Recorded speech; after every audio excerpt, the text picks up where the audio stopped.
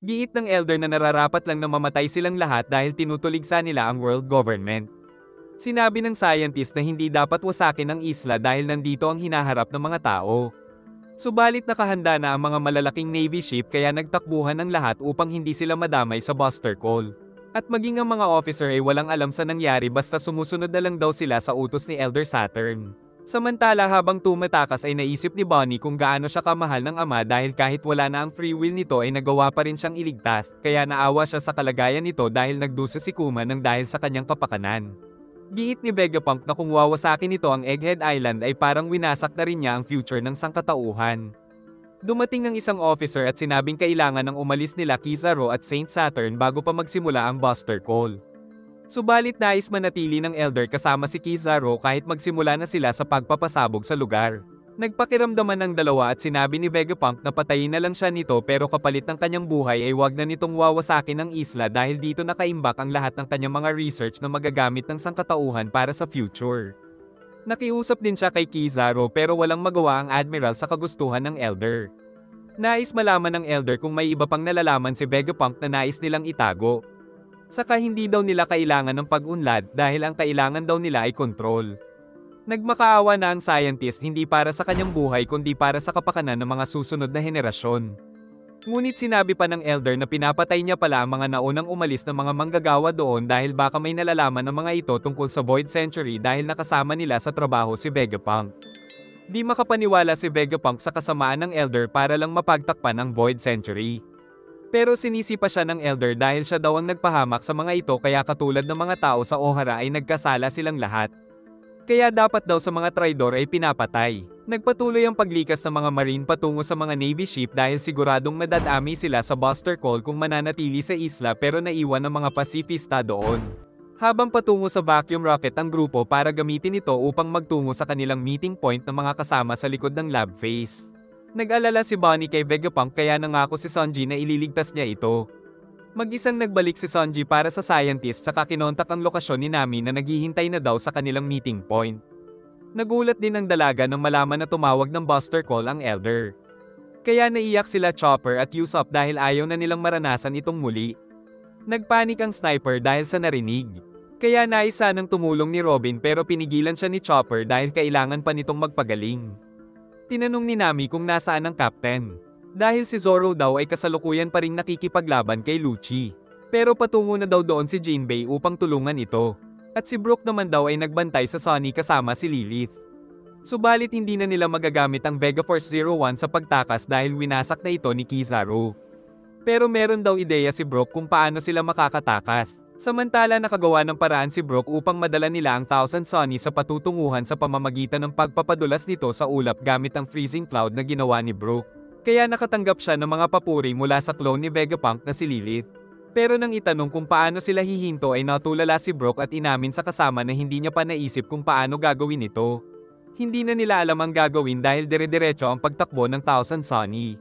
Sa grupo ng mga Navy ship ay si Vice Admiral Doberman ang namumuno. Nakita niya na nakataas pa ang Frontier Dome Barrier ng lab phase kaya pinag-utos niya na ang mga nakapaligid muna sa lab ang kanilang wawasakin. Agad na itinutok ang mga cannon sa kanya-kanyang target ng mga ito. At sa utos ng Vice Admiral ay nagsimula ang pagpapaputok ng lahat ng mga barko patungo sa isla. Dumating ang malalaking mga bala nito at nagsimulang mawasak ang mga pinaghirapang mga gusali at lugar ng Team Vegapunk. Samantala napakalaki ng tiyan ni Luffy na hindi na makabangon at nasusuka pa dahil sa sobrang kabusugan.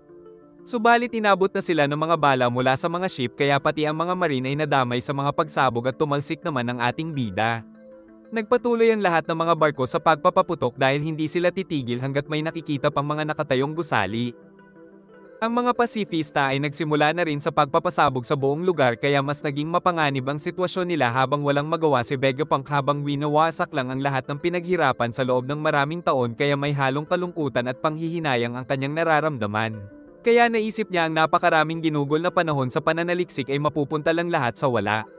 Pinapanood lang din siya ng Elder kung ano ang kanyang magiging reaksyon dahil nais din itong malaman kung meron pa siyang itinatagong impormasyon. Saka pinag-utos nito sa Admiral na patayin na si Vegapunk, kaya naman kahit nalabag kay Kizaru na patayin ang sarili niyang kaibigan ay napilitan siyang sundin ang kagustuhan ng kanyang superior pero binabagalan niya ang pagkilos dahil naghihintay pa siya ng himala.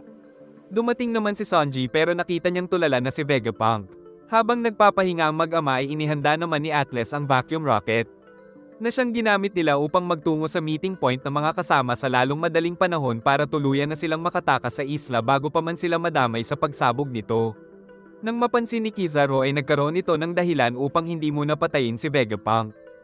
At kahit napakabilis ng vacuum rocket na nahabol niya pa rin ito dahil sa speed of light, kaya nagawa niya itong mahiwa at nalagay sa panganib ang lahat ng nakasakay dito. Agad namang tumalon-talon si Sanji upang subukang iligtas si Bonnie, subalit habang nasa ere sila ay napagpasyahan ng Elder na ipag-utos sa mga Pacifista na tirahin sila ng light beam. Agad na tinarget ng napakaraming cyborg sa lugar sila Bonnie at Kuma kung saan kahit pa isang clone ng ama ang mga ito ay hindi pa rin nakikilala ang anak kaya magkakasabay na naghanda ng pag-atake ang mga ito na nakita ni Bonnie ang mga liwanag. Agad naman siyang kinuha ni Kuma mula sa panganib na dulot ng sariling mga clone kaya napaiyak si Bonnie. Habang naisip ni Seth Saturn na isa talagang kahibangan ang ginawa ni Kuma na pagliligtas kay Bonnie dahil ngayon ay ang sarili niya pang clone ang papatay dito. Naisip ng scientist na ito ang pinakakinatatakutan niyang mangyari kay Bonnie na ang sariling clone ng ama ang papatay sa kanya. Kaya nagmamadali na rin si Sanji na iligtas ito. Pero kung magkasabay daw silang masasawi ng ama ay tanggap na ito ni Bonnie. Samantala nawasak ang maraming Navy ship kaya hindi pala nawasak ang escape vessel na nanggaling sa Egghead Island. At ang may kagagawa ng mga ito ay patungo daw sa Egghead Island upang tulungan sila Kuma at Vegapunk. Nagpatuloy sa pagpapaputok ang mga Navy ship sa Egghead samantala si Luffy ay natutulog lang pero nang magising ito ay pinagbantaan ng mga Marine. Saka na-digest kaagad ang mga kinain na ikinatakot ng mga ito. Nagsimulang tumama sa kanila ang mga cannon ng Navy ship. Pero napangiti ang bida at narinig nila ang malakas na halakhak nito kaya naghanda sila ng Sea Prism Stone. Subalit tila naging goma ang paligid saka lumabas sa usok si Luffy na naka-Gear 5 kaya tumakbo na lang ang mga Marine. Nagpatuloy ang pag-atake ng mga Navy ship at walang magawa si Vegapunk kundi ang tignan ng mga nahuhulog na kaibigan. Kaya tinawagan niya si Atlas subalit titirahin na sila ng mga Pacifista na nakita ni Sanji na nakalinya sa ibaba. Sinabi ni Atlas ang plano ni Vegapunk. Kaya sumigaw si Bonnie na wag silang babarilin ng ama at tulungan silang makatakas. Dahil dito ay nag-activate ang chip na nilagay ni Vegapunk at ang mga Marine ang tinutukan ng mga cyborg. At ang napakaraming Navy ship ang winasak ng napakaraming Pacifista doon. Napatingin si Saint Saturn na nagtataka sa nangyayari. Nilagay daw ni Vegapunk ang chip dahil ang pinakaayaw niyang mangyari ay ang clone mismo ng ama ang makapatay kay Bonnie. Kaya naman sinunod nito ang pakiusap ng anak na tulungan silang makatakas kaya napasabog ang napakalaking bahagi ng puwersa ni Saint Saturn at kawawa ang mga walang laban na Marine. Dahil sa kapangahasan ni Vegapunk ay tuluyan na siyang sinaksak ni Saint Saturn. Saka pinag-utos kay Kizaru na tapusin sila na agad na nagtungo at inatake sila ng mga laser. Kaya sinipa siya ni Sanji pero nakatakas. At naghandang patayin ng mag-ama kaya nagmadali si Sanji subalit narinig nila ang tawa ng bida saka tinamaan ng Admiral ng malaking kamao na tumalsik sa ibaba. Patuloy na tumawa ang bida at ginawa na nitong goma ang buong paligid.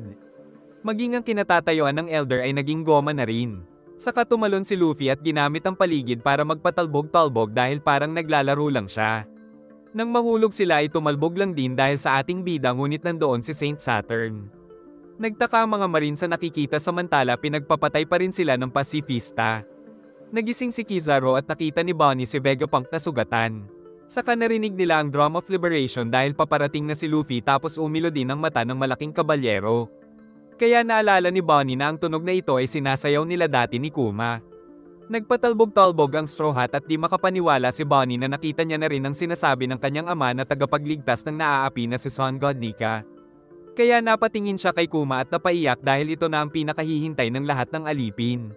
Samantala paparating na ang barko ng mga giant sa Egghead.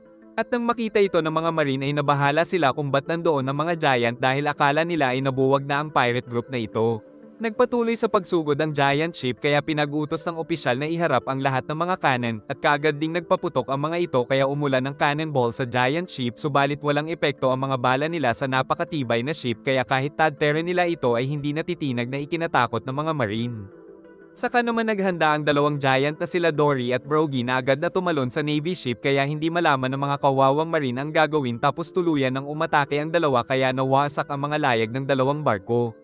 Tapos tumawa ang dalawa at sinabing nandito sila para sa kanilang Straw Hat Boss.